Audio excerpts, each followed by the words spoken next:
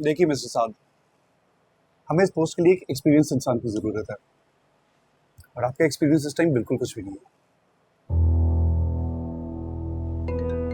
Excuse me. Hello,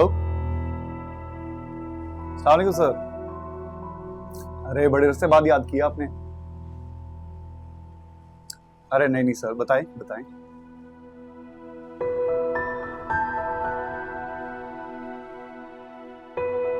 of course sir, बस आपने कह दिया तो हो गया, आप फिक्र ना करें।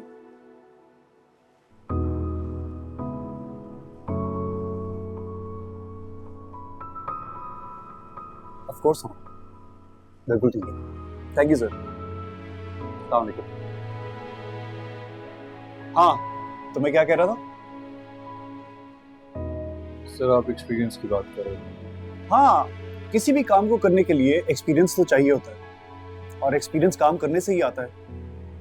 मुझे लगता है तुम्हें ये मौका मिलना चाहिए ताकि तुम्हें भी एक्सपीरियंस आए। ज्वाइनिंग कब से दे सकते हैं आप?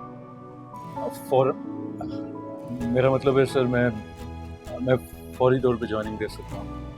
Welcome to the company. आप एक काम करें, एचआर में जाके आप अपनी फर्दर मीटिंग कर लें। राइट वो आपको आपकी डिटेल्स, सैलरी डिटेल्स और बाकी सब कुछ बता देंगे।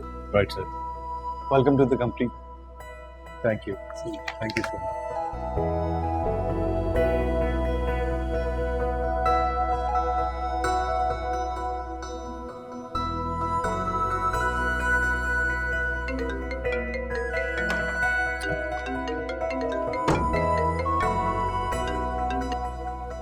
मैं कब से आपके फोन का वेट कर रही हूँ, कहाँ थे आप?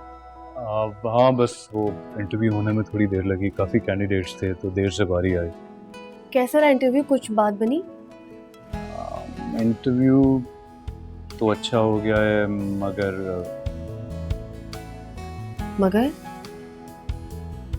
मगर मुझे जॉब मिल गई है, फौरी ज्वाइनिंग का कह रहे हैं मुझे। व्हाट? हाँ, पहली दफ़ा में सिलेक्शन हो गई, अल्लाह का शुक्र है। बस एचआर वालों से एक मीटिंग बाकी है, फिर all done. Oh my god, I can't believe it साद। ज़्यादा यकीन तो मुझे भी नहीं आ रहा ऑनेस्टली। अच्छा खैर, मैंने तुम्हें ये कहने के लिए कॉल किया था कि मैं एचआर वालों से मीटिंग करके घर आ रहा हूँ। तुम तैयार है ना? हम बाहर कहीं घूमने चलेंगे। मगर घर में सब? तुम घर वालों को छोड़ो, ठीक है? जो मैं कह रहा हूँ ना वो कर। मुझे मैक्सिमम 1 घंटा लगेगा, बस तुम तैयार है ना? फिर बिल्कुल संभव। ओके चलो I talk to you later, ठीक है? Okay bye. आ जाए सर। जी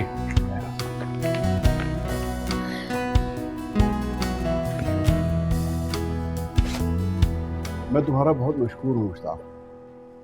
तुमने मेरी एक फोन कॉल पे साद को नौकरी पे रख लिया। क्या बात करें सर, शुक्रगुजार तो मैं आपका हूँ। आज मैं जो कुछ भी हूँ आपकी बदौलत हूँ। जो एहसान आपने मुझ पे किया उसको बदले ये तो कुछ भी नहीं। मुझे आज भी वो वक्त नहीं भूलता जब अपना बिजनेस स्टार्ट करने के लिए मुझे सरमाया की जरूरत थी और एक मैनेजर के बेटे को बिना गारंटी कोई पैसे देने को तैयार नहीं था। आपने बिना कुछ पूछे मेरी मदद कर दी जस्ट बिकॉज मेरे वालिद साहब आपके पास मैनेजर रह चुके हैं। आपको उन पे भरोसा था, सिर्फ इस वजह से आपने मुझे इतनी बड़ी रकम दे दी, कभी वापस नहीं हुई।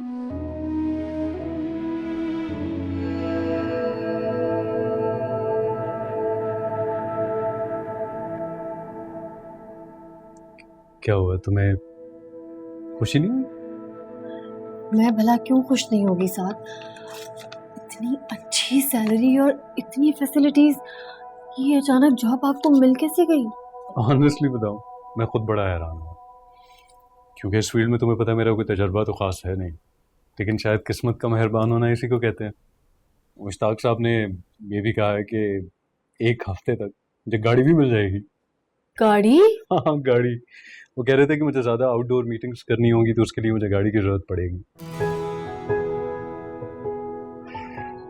ज़्यादा तुम्हें पता है सुहेल हमेशा यही कहा करता था कि वो अपनी मेहनत पे नौकरी हासिल करना चाहता है, अपने बलबूते पे कुछ करना चाहता है, और मैं उसे बेवकूफ़ समझता था।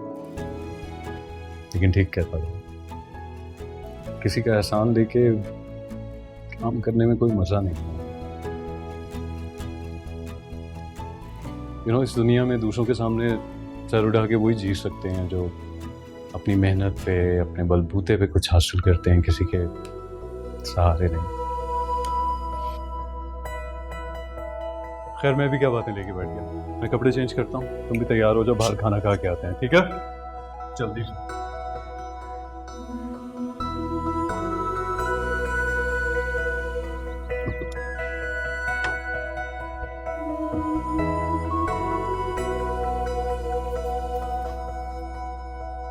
अस्सलाम वालेकुम भाभी। वालेकुम अस्सलाम। क्या हाल है? ठीक ठाक। ये क्या कर रही हैं आप? लाएं मुझे भी दे दें, मैं आपका हाथ बटा दूं। अरे नहीं नहीं छोड़ो, नहीं नहीं दुल्हनो, अभी काम नहीं करो, बाद में करना काम। तो नई नई दुल्हन हूं तो क्या हुआ, काम नहीं कर सकती है नई दुल्हन? लाएं मुझे दें, मैं ये काट देती हूँ, आप कुछ और कर दीजिएगा।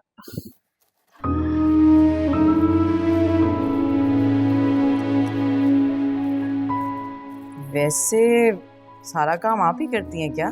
ये काम वाली नहीं आती?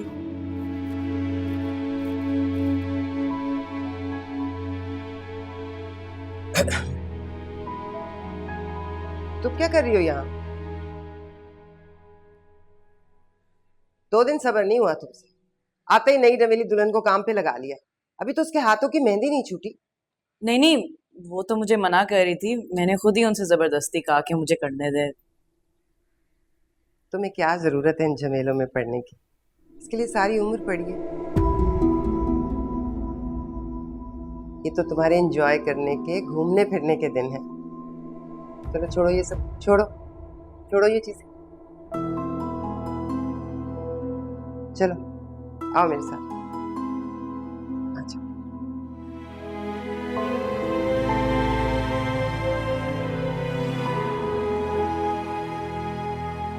तुम इस घर की बड़ी बहू, घर की जिम्मेदारी भी ले रही। आज से बावर्ची खाना तुम संभालो, ठीक है? हम भी तो देखे हैं भाई साहब ने अपनी बेटी को क्या क्या सिखाया है। आओ बैठो।